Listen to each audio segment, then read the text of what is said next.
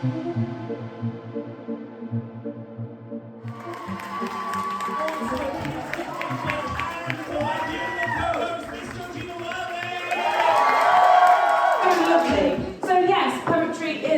love of mine, and when the beautiful Robin announced the theme of Molly House, I knew a poet and a poem I had to read for you all. So I'm going to risk asking this question and the room being completely silent. Anybody heard of a poet called Caroline Bird before? Yeah!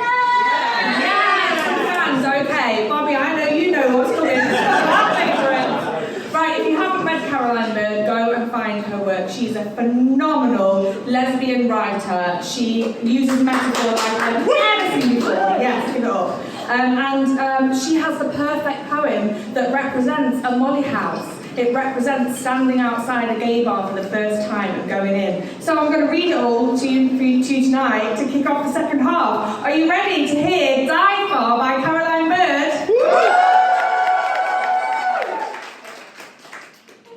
Through a red door, down a steep flight of stairs, into a windowless cellar with sweating walls. An ingenue in a smoke jacket sits atop a piano as a host of swaying women sing, "Your secret's safe with me," and one invites you into the privacy of a kiss. All these dark, clandestine places. And you find yourself imagining a very tiny woman walking straight into her mouth, through a red door, down a steep flight of throat, into a windowless cell with breathing walls. An ingenue in a smoke jacket sits astride a piano as a host of swallowed women sing, "Your secrets in a safe." The barmaid shakes a custom cocktail she calls a private kiss. All these dark, half-eaten faces, and you find yourself imagining a tiny, tiny woman walking straight into her mouth, through a red breath, down a dark thought, into a swallowed sense with shrinking walls. An innuendo in stomach acid slops upon a piano, as a host of silent passions mouth, "Your secret is yourself."